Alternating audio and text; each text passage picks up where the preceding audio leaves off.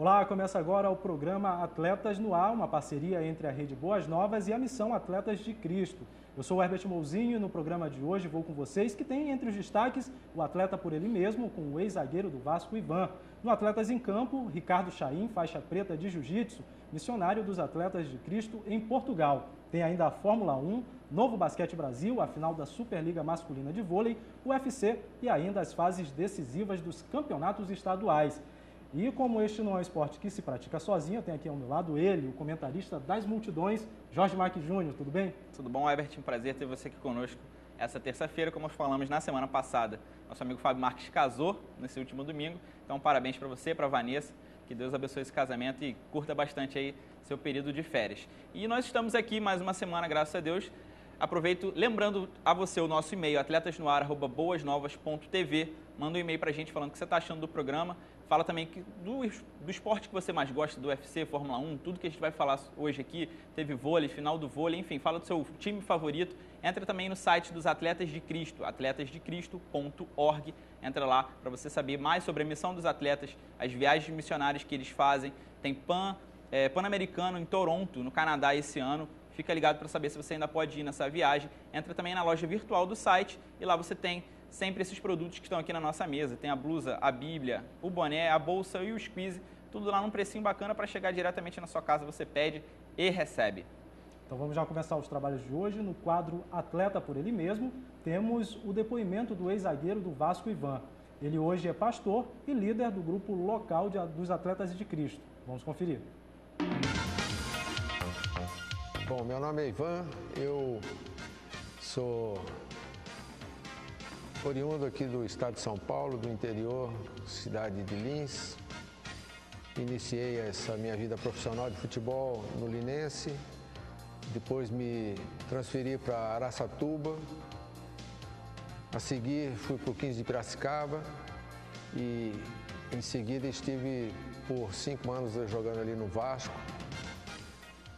Depois fui para o Náutico, Santa Cruz, Portugal, estive jogando por 3 anos, quase no final da minha carreira, retornando para Santa Cruz, onde encerrei a minha carreira.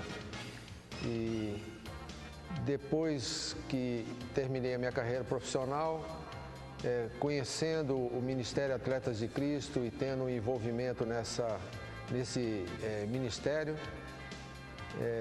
nós usamos o futebol para ajudar alguns atletas a ter um relacionamento mais próximo com Deus e ajudar as suas famílias. Tínhamos trabalhos com casais para que eles pudessem ter um relacionamento melhor na sua vida de família e criação de filhos, coisa nesse sentido.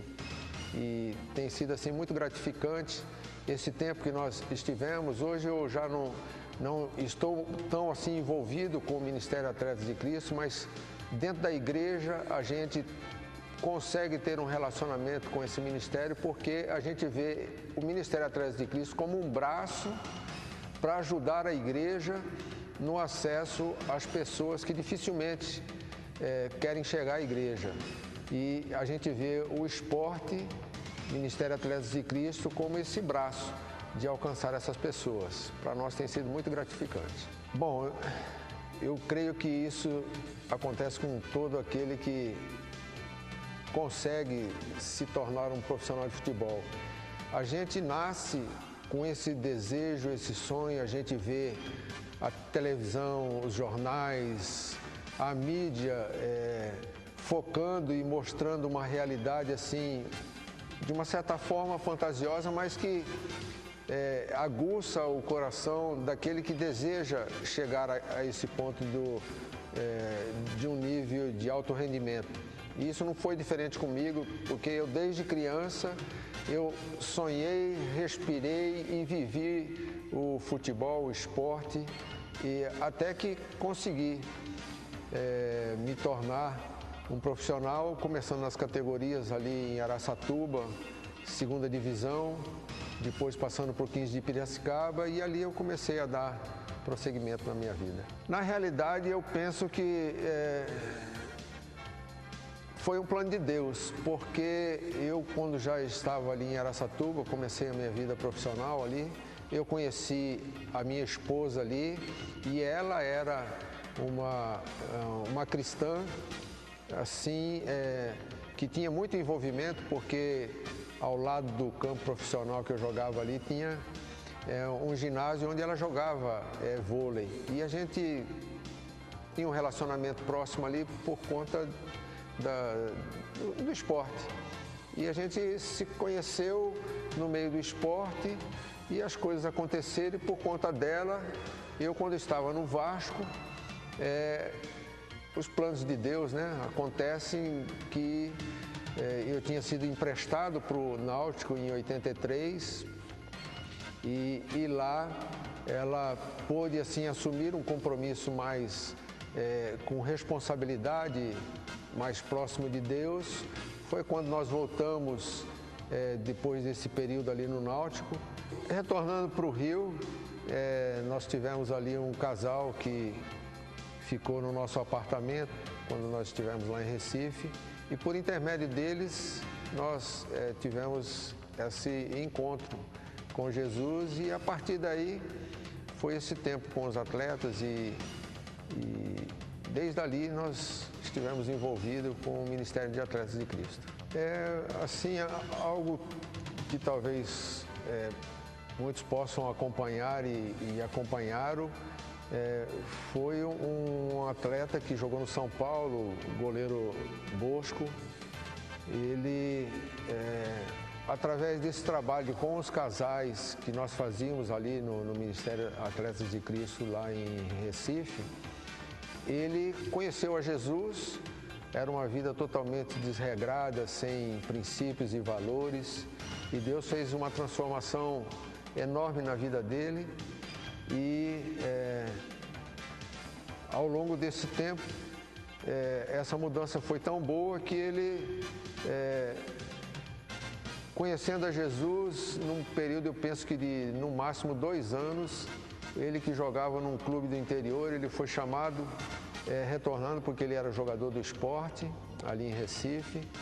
Ele, de terceiro goleiro, naquela temporada de terceiro goleiro, ele passou a ser goleiro titular e Deus abriu as portas na vida profissional dele, que ele chegou até a seleção brasileira. Eu penso que ele não tenha feito nenhum jogo, mas ele foi convocado, esteve na seleção brasileira, no São Paulo, e a gente foi um dos exemplos assim mais marcantes daquilo que foi o nosso trabalho, tanto na vida pastoral, que nós já estávamos também com a igreja, né, trabalhando com o ministério e sendo pastor de igreja. Meu nome é Ivan, estive por muito tempo na vida profissional de futebol, meu auge maior eu penso que tenha sido ali no Vasco da Gama, e eu sou um atleta de Cristo. Tá aí o depoimento muito bacana do Ivan. O Ivan, que, como ele mesmo disse, ele foi jogador do Vasco de 1979 a 1985, mas ele também passou pelo 15 de Piracicaba no final da década de 70 e pelo Santa Cruz no final da década de 80, que foi quando ele se aposentou, não é isso, Jorge? Exatamente. Entre indas e vindas ali, o principal, como ele mesmo citou ali, o principal time que ele jogou foi o Vasco. E aí um dos pastores, agora pastor, né, ex-atleta agora pastor, que nós conseguimos entrevistar no final do ano passado, lá em dezembro, no Congresso dos Atletas de Cristo em Campinas. E ele, inclusive, é líder de grupo local. O pessoal do grupo local que falou com a gente no Congresso, não esquece de mandar para a gente um e-mail, contato, a gente quer ouvir a história do grupo de vocês também. Agora, é legal pela história que ele contou, né? Mesmo antes de se tornar pastor, ele já tinha todo aquele comportamento típico do cristão. Sim, lógico. Depois que o cara se converte, a pessoa se converte, tudo muda na vida dele, e isso também tem que ser posto em prática no dia a dia e na vida dele também enquanto atleta. Bom, o Ivan, ele foi campeão carioca em 82, vice-campeão brasileiro em 79 e 84, como nós dissemos anteriormente, ele encerrou a carreira aí pelo Santa Cruz.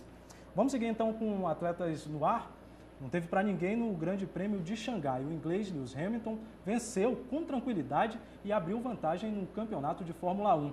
O companheiro dele na Mercedes, Nico Rosberg, terminou em segundo. E Sebastian Vettel, da Ferrari, terminou em terceiro. Felipe Massa, da Williams, foi o quinto melhor.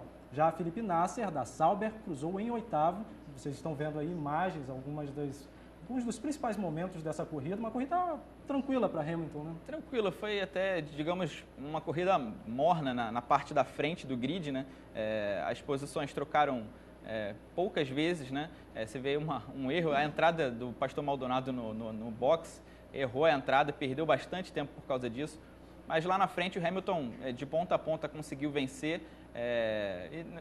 As grandes emoções mesmo foi mais na parte de trás, você vê aí o Jason Button tentando fazer a ultrapassagem e errando, e as McLarens que continuam sempre lutando ainda na parte de trás, né? O motor Honda ainda não está fazendo aquele efeito, e a McLaren, infelizmente, uma grande equipe, aí tem só lutado com 4 títulos mundiais, né? 3 do Alonso e 1 do Button, mas continua ainda lutando ali na parte de trás no grid, porque na frente não teve grandes emoções, né? O Sebastian Vettel e o Kimi Raikkonen, pelo menos, têm mostrado que a superioridade da Mercedes não está tão grande quanto a do final do ano passado, no ano de 2014. É bacana a gente ver que a Ferrari este ano está um pouco melhor realmente, porque já estava monótono, né? Sempre uma equipe dispara logo na frente e aí as outras equipes que vêm atrás não conseguem se aproximar tanto, acaba perdendo em emoção o campeonato. Exatamente. E eu falei numa corrida morna, né?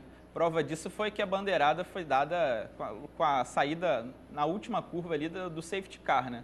Por conta daquele acidente que a gente pôde ver. Não foi nenhum acidente, foi um problema no carro do Kvyat, que ficou parado ali. Os gandulas ali da Fórmula 1 tiveram que tirar o carro, tiveram um trabalho com isso, e aí o safety car, nas últimas 3 voltas, ficou ali e a corrida se encerrou dessa forma. Agora está rolando uma confusãozinha entre o Hamilton e o Rosberg, né? Porque não se entenderam ali na corrida. Rosberg disse que o Hamilton levou ali o carro muito devagar, atrapalhou a corrida dele. Eu acho que é um pouco natural. O Rosberg tem um carro igual ao do Hamilton, mas não tem conseguido fazer frente a ele, né? O Hamilton tem tido atuações melhores e tem chegado na frente todas as vezes. Ganhou uma corrida, quando não ganhou ficou em segundo e o Nico ficou em terceiro, então ele está sempre ficando à frente, segundos e minutos, às vezes. Inclusive nessa corrida, ele terminou, o Nico Rosberg termina atrás dele, ele só atrás perto por conta do safety car. Sim. Senão a distância teria sido enorme, porque o Hamilton passou a corrida inteira na frente, liderando. Bom, pelo menos dessa vez a gente não viu aquele caso que assusta os brasileiros. Você lembra do Felipe Massa, na época na Ferrari, com o Fernando Alonso, que ele ganhava a corrida, se não me engano, era o GP da Alemanha, em 2010. E aí o engenheiro pediu para ele deixar passar o Alonso, que estava melhor no campeonato naquele momento. Eu acho que a gente não corre risco de ver isso na Mercedes, não. Ainda bem, né? Porque assim fica mais competitivo e fica melhor para a gente que assiste em casa. Certamente. Bom, e com a bandeirada do GP da China, a classificação da temporada 2015 de Fórmula 1 ficou desse jeito. Vamos ver aí a tabela.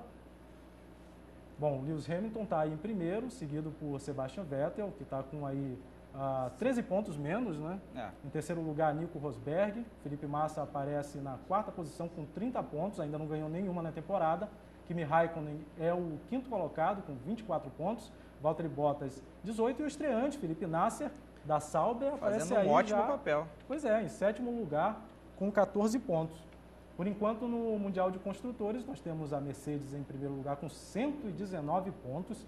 São aí 40 pontos a mais. Temos a Ferrari em segundo lugar com 79 pontos, a Williams com 48, a Sauber com 19 e a RBR em 5º lugar com 13 pontos. Será que este ano mais uma vez vai ser um passeio da Mercedes? Parece que sim, mas como eu falei um pouquinho mais cedo, não acho que vai ser, pelo menos não parece até agora, que vai ser uma diferença tão grande como no ano passado, que a Ferrari mostrou que vem com um carro bom essa temporada, inclusive já tem uma vitória com o Sebastian Vettel. Tá certo. Agora o basquete, o NBB está nas 8ª de final, mas são 4 confrontos, todos em melhor de 5. Na disputa entre Minas e Macaé, cada equipe tem uma vitória e tem novo embate amanhã. Ontem o São José venceu mais uma partida, agora lidera a melhor de 5 por 2-1 contra o Paulistano e pode garantir vaga na semifinal amanhã. Pinheiros e Brasília venceram um jogo cada time, eles voltam à quadra hoje à noite. E Franca conseguiu 2 vitórias sobre o Palmeiras, pode assegurar a vaga nas quartas e se vencer a 3ª partida logo mais hoje à noite. Vamos então à tabela do Novo Basquete Brasil. Vamos lá, Jojito, temos aí então... Temos aí Franca ainda em vantagem, né? Com 2 vitórias em cima do Palmeiras e ainda tem, né, os 3 jogos a a serem jogados. Ainda tem 3 jogos a ser jogados, a não ser que a equipe de Franca, obviamente, vença já a terceira fazendo 3-0.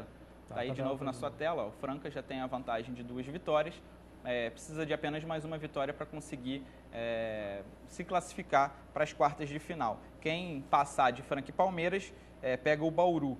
Minas e Macaé estão aí, como você está vendo, empatados em 1-1. Ainda também tem pelo menos mais 2 jogos para definir. Pinheiros e Brasília também 1-1. Paulistano e São José, que São José jogou ontem e ganhou. Então, nesse caso aí, Paulistano tem uma vitória em uma partida e São José já tem 2. Precisa também agora apenas de mais uma vitória para poder passar para as quartas de final. Então, relembrando, Franca e Palmeiras, quem passar enfrenta Bauru nas quartas de final. Minas e Macaé, quem passar enfrenta Mogi. Pinheiros e Brasília, quem passar enfrenta Limeira. Paulistano e São José, quem passar enfrenta o Flamengo nas quartas de final. Só lembrando que o Novo Basquete Brasil tem aí um módulo diferente, né? As 4 equipes mais bem classificadas da primeira fase, que todo mundo se enfrentou, foram direto para as quartas de final, por isso que as oitavas têm só 4 jogos e não 8. Exatamente. Né? E então já estão classificados lá nas quartas Bauru, que foi o primeiro colocado, Geral, Limeira, Flamengo e Mogi. Nós vamos agora para um rápido intervalo e na volta tem atletas em campo e a final da Superliga Masculina de Vôlei. Voltamos já.